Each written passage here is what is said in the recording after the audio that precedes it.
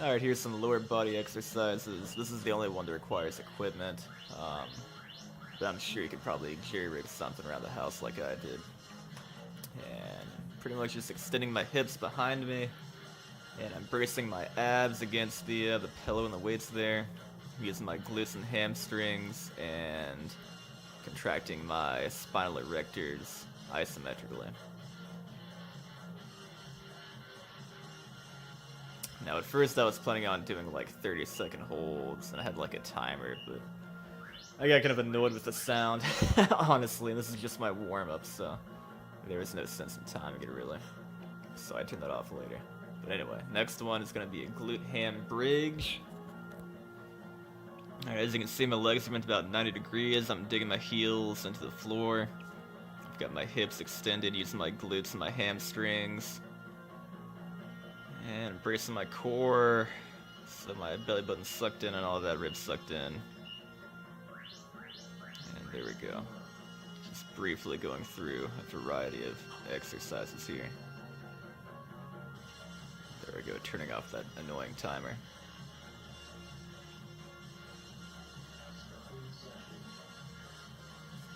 Alright, next one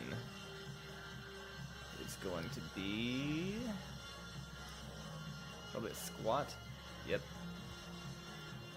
So squatting down to about parallel. My thighs are parallel with the floor here. And I'm really trying to, once I get in this position, contract my leg muscles, my hips, and really driving my legs into the ground without moving. My abs are braced. Again, spinal erectors working isometrically, and here I go with a very slow concentric movement all the way to the top. And then I'll go down and try another angle, working a sort of a quarter squat position, also isometrically.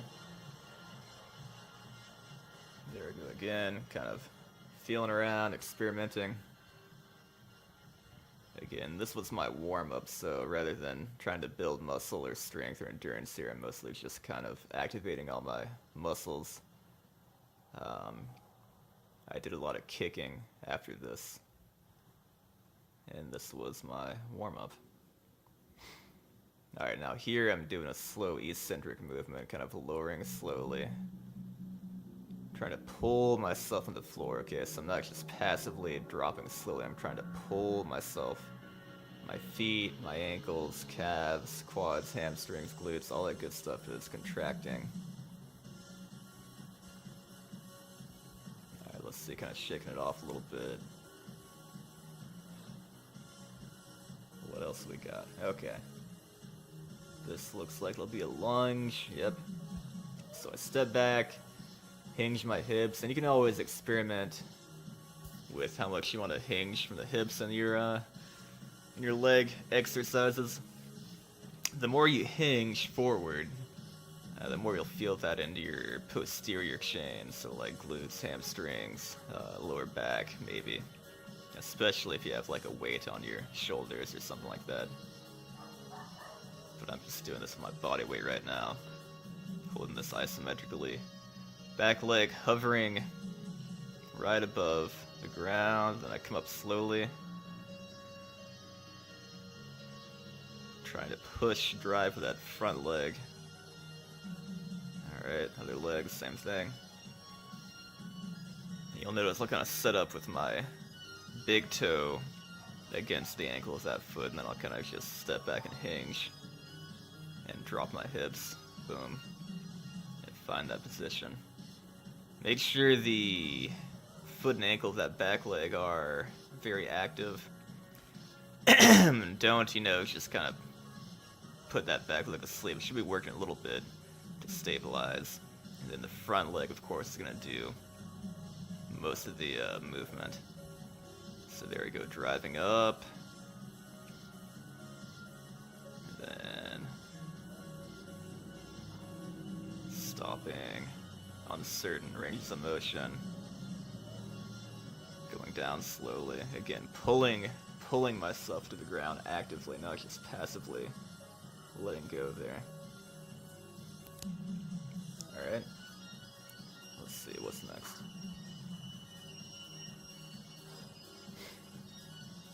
It's like a little bit of a wider stance squat going on. Excuse me. Again, dropping to parallel. Really driving against the floor, now it's just kind of passively sitting there. So I want to drive from my feet. My feet are very active. Everything's active. Again, I'm a broken record right here, but it's very important to be very engaging of the muscles here, not just kind of going through the motions without any kind of mind-muscle connection. You want to focus on what you're doing, try to feel what you're doing. Again, I'm stopping at certain ranges of motion. This is kind of a quarter squat position. And then I'll lower, pull myself down, back to parallel. And all these exercises have the same cues, you know. You want a isometric core, including abs and spinal erectors and all that good stuff. Boom. Alright. What's next?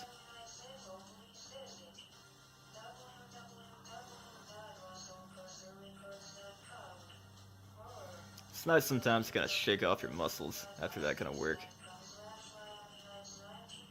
Kind of relax yourself before the next set.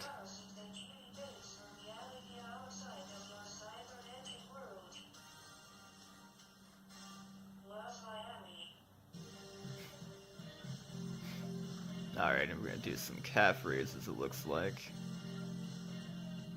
So, body straight. Slowly raising the heels off the floor. And trying to find the, you know, highest or longest range of motion here with the ankles and the calves. And lowering slowly. Same kind of stuff.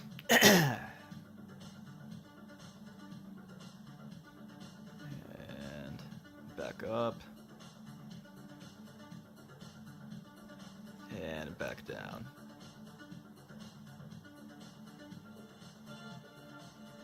Alright, if that's too easy, try doing this on a slightly elevated surface, like I have the slant board right here.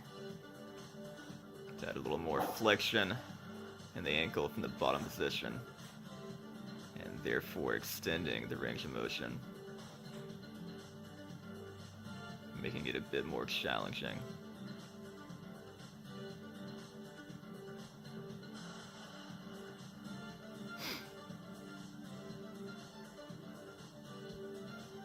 And the point of doing these slow and controlled is to build that mind-muscle connection and just really get those body mechanics nice and clean.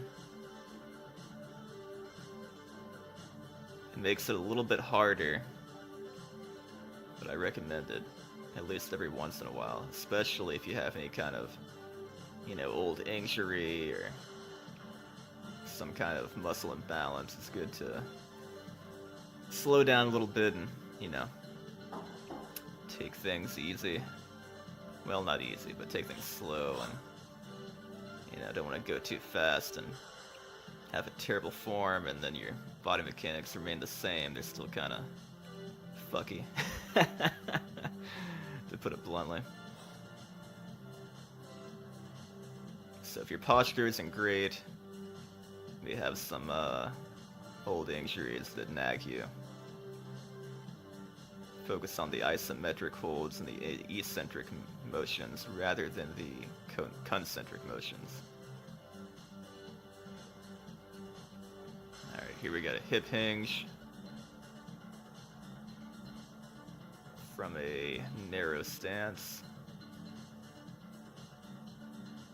Again, back is flat, driving from the legs, and once I get past my knees, I'm going to thrust with my hips and my glutes into a neutral position. Alright, back again. Same principles, different exercise. You know, you might want to hold quarter of the way down or quarter of the way up, halfway down. Really depends on where you feel you're weakest. You want to focus on those ranges of motion where you don't feel so great, so strong. Just hang out there for a while and figure it out.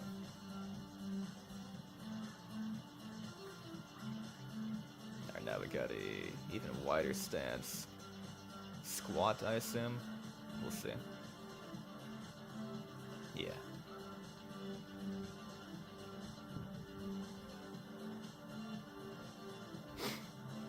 And again, it's up to you and really your body type and your flexibility as to how deep you want to go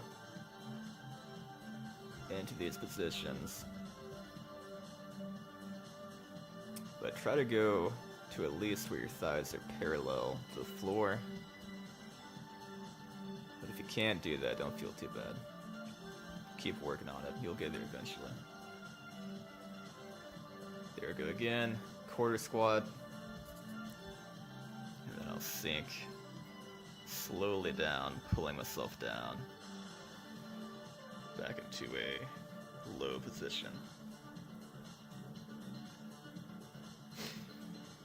Great stretch for the adductors and strengthening too. The inside of the thighs. Especially for martial artists. Need that adductor strength for the high kicks and all that.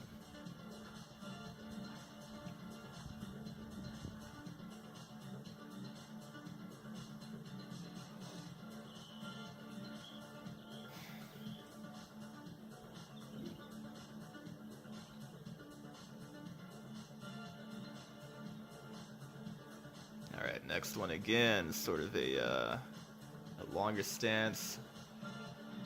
This time instead of a squat, I'm doing a hinge. Some hinging more from the hips, rather from the knees. And I'm driving into the floor. Oh, there goes the dog.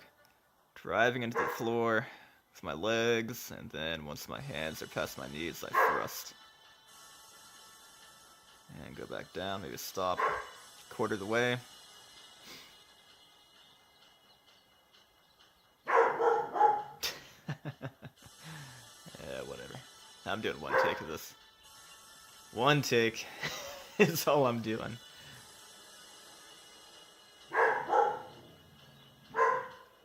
Bam. Let's see. What else do I do here?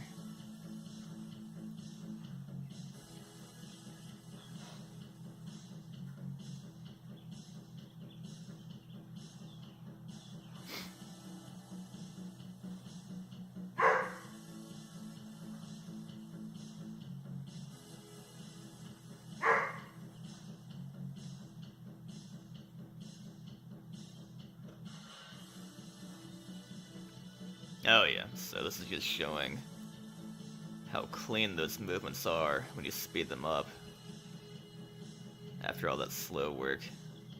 Yeah.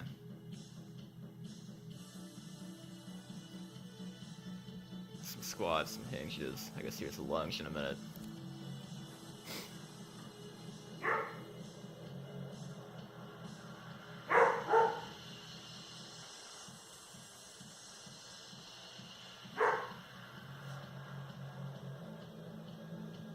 This is the importance of doing exercises slowly at first. Because you'll really grease up the movement so you can do it more efficiently when you're doing your speed or power training later.